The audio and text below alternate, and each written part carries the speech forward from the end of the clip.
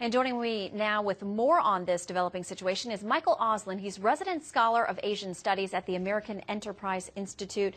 Michael, good to see you today. Thank you, Shannon. All right, let's talk about China now getting into the fray, formally calling for emergency six-party talks. Those talks have been stalled. So why now does China make this call? That's a great question. I mean, we've been asking China to get involved for years, and everyone says China is the one that can put the pressure on North Korea. China refuses to do it. I think the reason they're doing it now is because the United States is finally taking some action.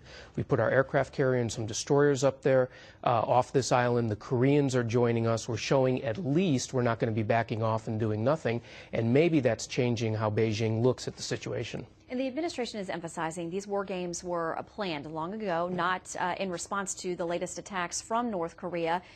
But there was a lot of hinting from North Korea and from China, too, hey, don't get too close to us with these. They're now being carried out. North Korea has moved missiles into place. What happens next?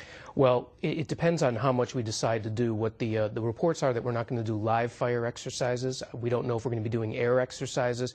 The bad news is we canceled these exercises twice because China told us not to go there.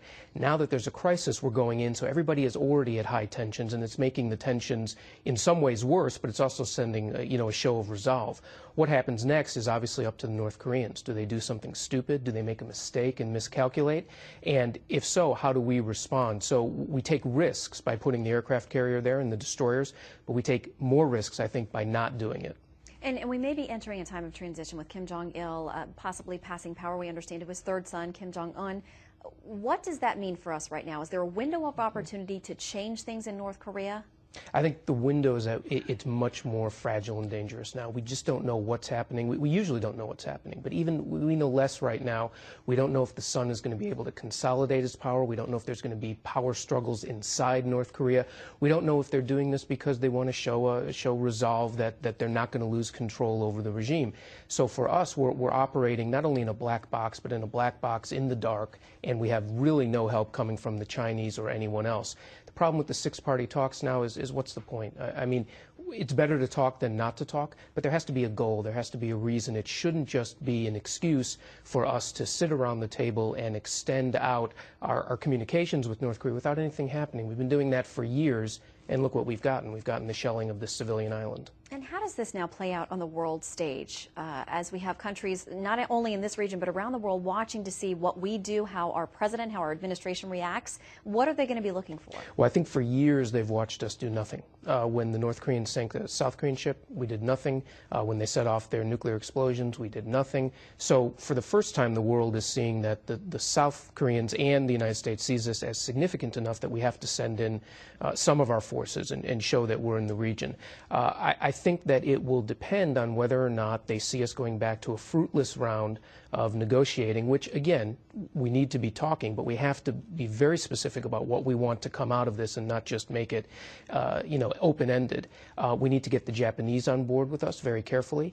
We need to see whether the Russians are interested or not, and we should be bringing in, I think, some other countries that share our values to be talking about the threat to the region, including Taiwan, including countries like the Philippines, countries that have a stake in having a stable region, not only in Northeast Asia, but throughout Asia, because of the proliferation of weapons that North Korea has conducted, because of its support for terrorist activities. This is a regime that's a threat, not only in its immediate neighborhood, which it is, but throughout the entire region and beyond. So we need to have a lot of diplomatic support for what we decide, but what we don't need to do is just enter into an open-ended diplomatic debate that gets us nowhere. Michael Auslin, thank you very much for weighing in today.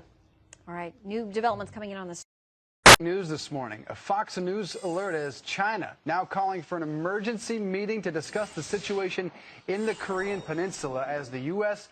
and South Korea start war games. Yeah, Greg Palcott is live in Seoul, South Korea with the very latest. Greg, what can you tell us? Hey guys, the envoy to China trying to calm things down in the region. He was here in Seoul proposing yet another round of international talks to deal with North Korea so far, and he offered it this afternoon. No traction on that plan. This as tensions rise and rise and rise. And we found out firsthand. We went out to the embattled island, the South Korean island, just off the North Korean coast, the west coast, that has been the center of the problems here in the region. It is that island that just a few days ago was hit by North Korean artillery. We were there today, and there was another scare, as you are about to hear and as you are about to see. Take a look.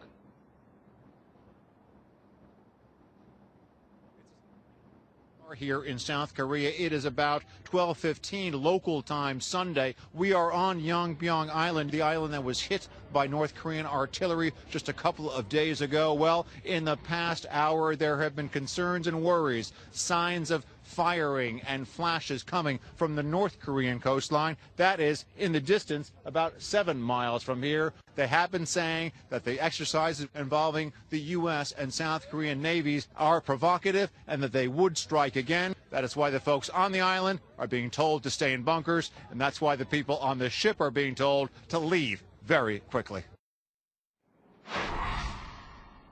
North Korea not content just to take some pot shots. There are new reports that they are setting up an array of missiles in a more aggressive stance along the West Coast, and they are ratcheting up their rhetoric, threatening a brutal military blow if their territory is violated. And guys, in the middle of all this, of course, the United States, the most visible showing of the United States involvement in this crisis, the involvement in the naval exercises going on right now. An aircraft carrier as well as 4 ships involved with the South Korean ships in these exercises. They are set to go on through Wednesday.